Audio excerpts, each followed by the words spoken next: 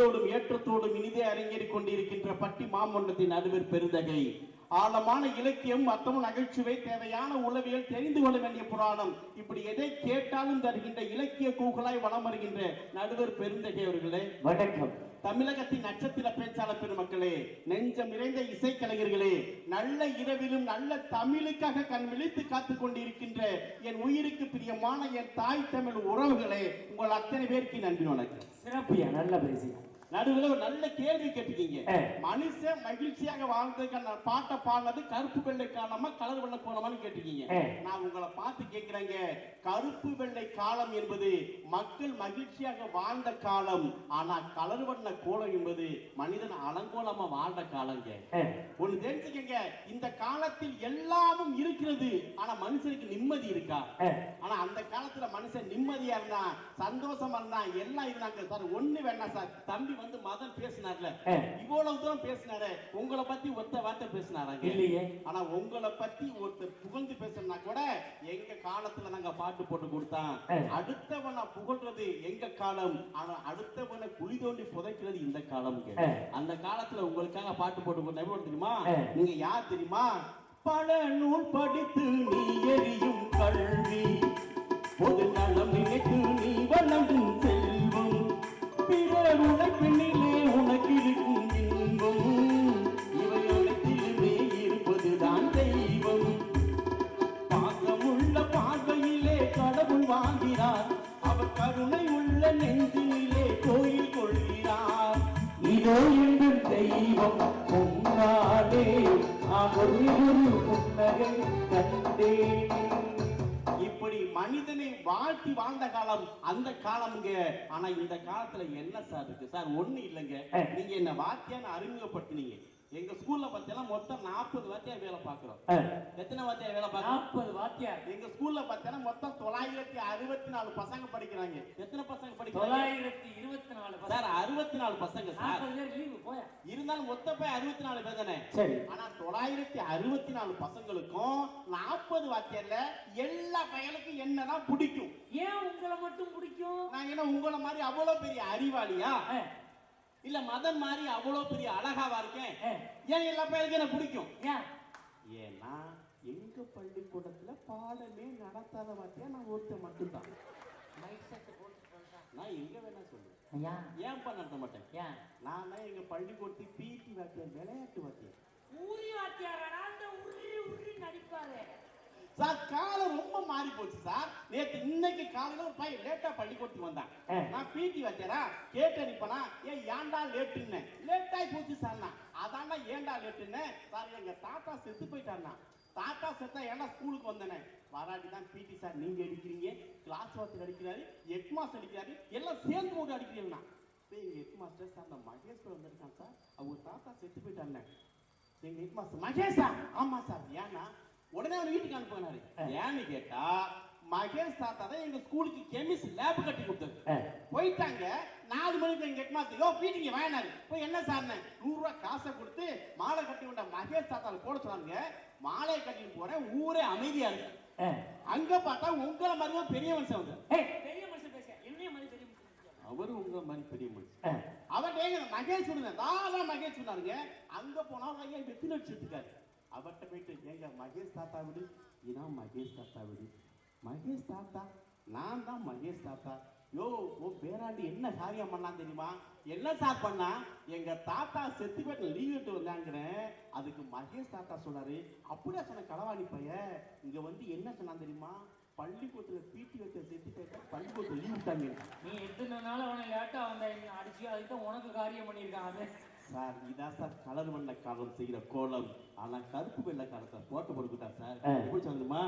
நல்ல நல்ல பிள்ளைகளை நம்பி இந்த நாடே இருக்குது தம்பி, நல்ல நல்ல பிள்ளைகளை நம்பி இந்த நாடே இருக்குது தம்பி, சின்னந்திரு கைகளை நம்பி ஒரு சரித்திரம் இருக்குது தம்பி, நல்ல நல்ல பிள்ளைகளை நம்பி இந்த நாடே இருக்குது தம்பி. அதுல ஒரு வரி சொல்லுவாங்க சார். என்ன சொல்லுவாங்கம்மா? தவறு என்பது தவறு செய்வது, தப்பு என்பது தெரிந்து செய்வது. தவறு என்பது தவறு செய்வது, தப்பு என்பது தெரிந்து செய்வது. தவறு செய்தவன் திருந்தியாகலும், தப்பு செய்தவன் வருந்தியாகலும். நல்ல நல்ல பிள்ளைகளை நம்பி இந்த நாடு இருக்குது தம்பி. நடுவிலே இதெல்லாம் பாட்டு இல்லைங்க, இந்த சமூகத்துக்கு சொல்லப்பட்ட பாடம். அந்த காலத்துல வாத்தியார் வர்றாருன்னா பய சந்தில புந்து ஓடனா. ஆமாங்க. 4 பையன் சேர்ந்து வர்றாருன்னா வாத்தியார் சந்தில புந்து ஓடுறாரு. ஏன் எவன் கண்ணுலயும் மாட்டிடப்படாது, எப்ப ஏழ்ற கூப்பிடலான்னு தெரியல. ஒரு காலத்துல ரோட்ல ஆக்சிடென்ட் ஆகி விழுந்து கிடந்தான்னா போய் தண்ணி தெளிச்சான், சோடா கொடுத்தான், தண்ணி கொடுத்தான். ஆமா. இப்ப அவனா ஆக்சிடென்ட் ஆகிட்டா செல்போன்ல செல்ஃபி எடுத்துக்கிட்டு இருக்கான். இப்பொழுது மேம்பாலத்தில் இழுத்து கொண்டு இருக்கிறோம், செல்ஃபி எடுத்து கொண்டு இருக்கிறேன். இதை பேஸ்புக்கில் போட்டு விடுறான், 30 பேர் லைக்கு போடுறான். நம்ம எப்படி உருப்புறது? அன்னைக்கெல்லாம் ஆக்சிடென்ட் ஆகி விழுந்து கிடந்தா தூக்கணும். நேற்று ஒரு ஆக்சிடென்ட் ஆகி நடக்குது, ஒருத்தன் பைக்கில் ஓடுறவன் கேட்குறான், பைக்கை ஓடி எத்தனை பேர் செத்தான்? ஒரு ஆள் கேட்டா அவ்வளோ விட்டான். அன்னைக்கெல்லாம் விட்டான் கண்டா 12 பேர் ஒரே இடத்துல செத்தான்டா. செத்தான் அப்படி சாங்கிட்டாங்க. அது உண்மை. இந்த பொம்பளை பிள்ளை பைக்கு ஸ்கூட்டி ஓட்டிட்டு போய் விழுவிட்டா ஊரே ஓடி போய் தூக்குறான். ஐயோ விழுந்துருச்சுன்னு ஆம்பளை போய் விழுக்கட்டும், குடியார் போய் குடிச்சிட்டு விழுவுறான். பொம்பளை பிள்ளை சைடு சாண்டி எடுக்காம ஸ்கூட்டி ஓடிட்டு 30 பேர் பின்னாடி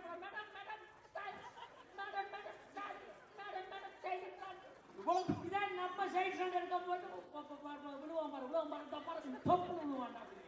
சார் இதுக்கெல்லாம் என்ன சார் காரணம்? என்ன காரணம்? சார் ஸ்கூட்டி காரணம் இல்ல சார், ஸ்கூட்டி ஓட்ட பொம்பளை பிள்ளை பாடுது சார். ஒரு பொம்பளை பிள்ளை என்ன பாடலாம்? ஒரு காலத்துல கண்ணியம் இருந்தது, நாகரிகம் இருந்தது, ஒழுக்கம் இருந்தது. ஆனா இன்னைக்கு இந்த கலர் வண்ண காலத்துல ஒரு பொம்பளை பிள்ளை பாடுறா, ஆனா நான் முதல்ல யாரையும் நினைச்சதில்லை, ஆமா நான் உங்களுக்கு வாக்கப்பட ஆசைப்பட்டேன், நானும் சொல்லுறீங்களே சும்மா வெறுவாயம் நல்லீங்களே. அடியில கட்டிக்கிட்டா சிந்தனைக்கு உள்ள வரும். ஆகாது ஆகாது மச்சானே, இது தோதான தை மாசம் மச்சானே. அட ஆகாது ஆகாது மச்சானே, இது தோதான தை மாசம் மச்சானே. ஒன்னு நான் கட்டிக்கொள்ள வேணான்னு சொல்லுறீங்க.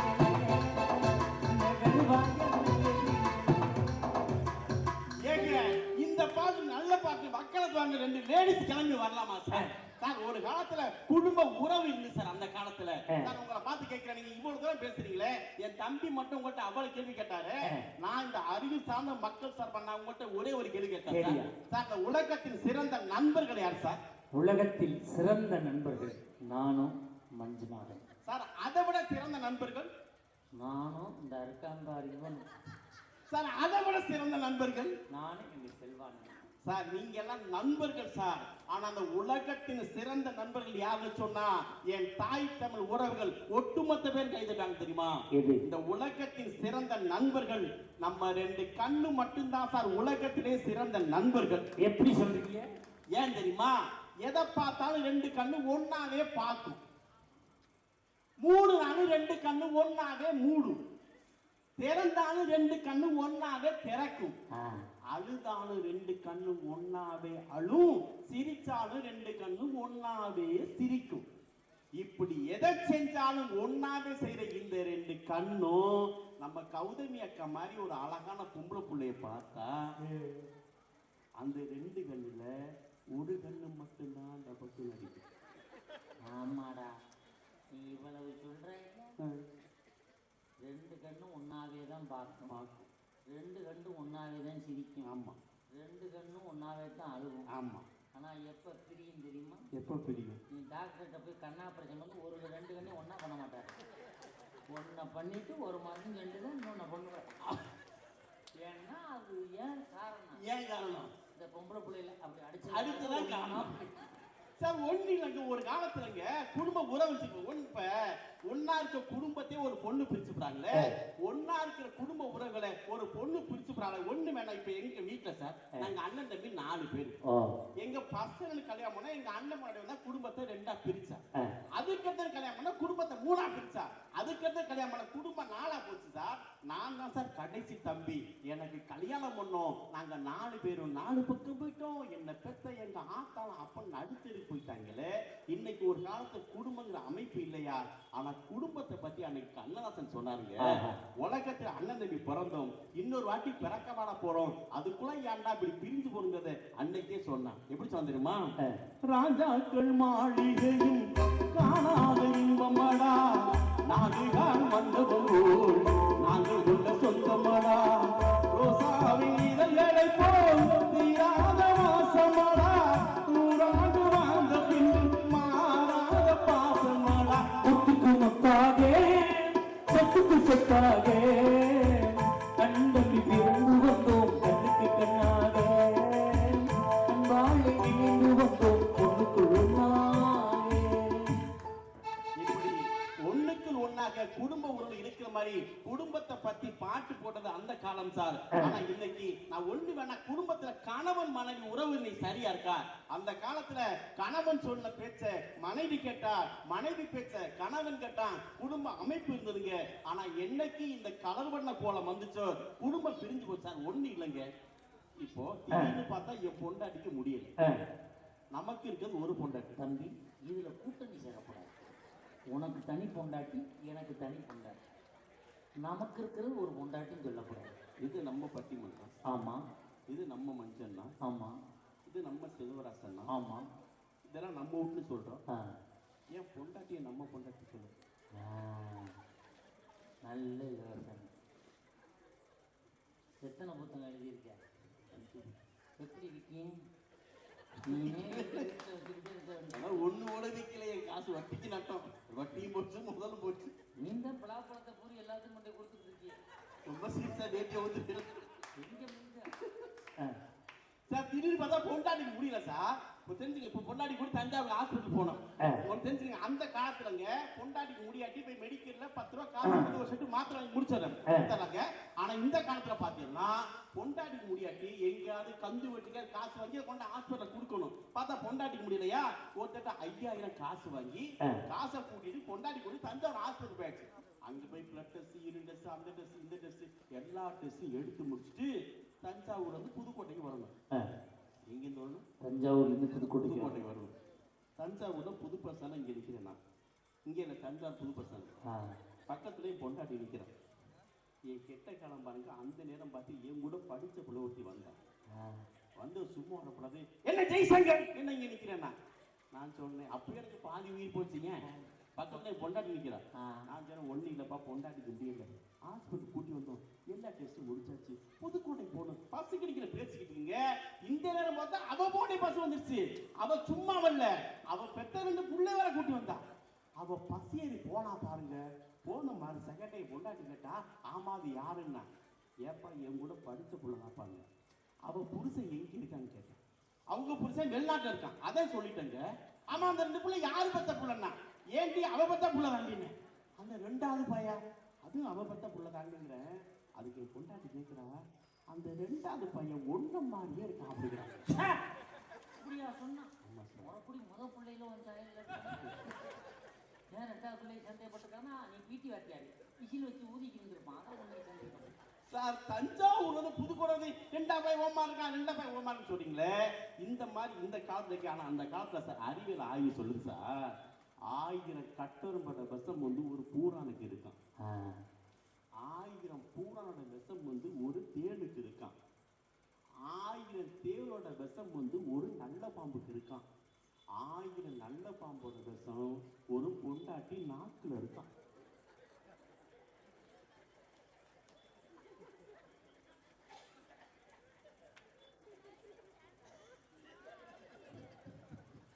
சொல்லுங்க சொல்லுங்க, விஷம் நாக்குல இருக்குன்னு எப்படி கண்டுபிடிச்சாங்க? இதுக்கு அன்னைக்கு பாட்டு போட்டு கொடுத்தா சார், மதுகாட்சி சார். கொள்ளும் பாம்பின் கொள்ளும் விஷத்தை சொல்லி பதுக்க தெரிந்து கொண்டால், உள்ள நரிபோ தந்திரத்தால் உடைய கெடுக்க புரிந்து கொண்டான், வெள்ளி பணத்தால் மற்றவரை விலக்கு வாங்க தெரிந்து கொண்டான், வெள்ளி பணத்தால் மற்றவரை விலக்கு வாங்க தெரிந்து கொண்டான், மனிதனாக வாழ பற்றும் மனிதனுக்கு தெரியவில்லை. ஒரு மனிதன் எப்படி வாழணுங்கிறத அந்த காலத்தில் சொல்லி கொடுத்தான். ஆனால் இந்த காலத்தில் ஒன்றுமே சொல்லிக்கிறாங்க. ஆகவே எந்த வகை பார்த்தாலும் மக்கள் மகிழ்ச்சியாகவும் நல்லா வாழ்றதுக்கு நல்ல பண்பான பாடங்களை சொல்லிக் கொடுத்தது கருப்பு வெள்ளை காலமே. கருப்பு வெள்ளை காலமே என்ற நல்ல தீர்ப்பை தான் தர வேண்டும் என்ற நம்பிக்கையோடு இப்படி நிறைவு செய்கின்றேன். கடைசி ஒரு உண்டை சோற்றை கூட நமக்கு போராடி ஊட்டிய தாய் தந்தையை கடைசி காலத்தில் ஒருவேளை சோற்றுக்கு கையேந்தபடி விட்டு விடாதீர்கள். நல்ல வாய்ப்புக்கு நன்றி, வணக்கம். அருமையான பேச்சு. இப்பொழுது பட்டிமன்ற நிறைவு எடுத்துக் கொண்டிருக்கு. பட்டிமன்றத்தினுடைய நிறைவு பேச்சாளர், மன நிறைவான பேச்சாளர், பாசத்துக்குரிய அருமை சகோதரி திருவண்ணாமலை அஞ்சலி மதன்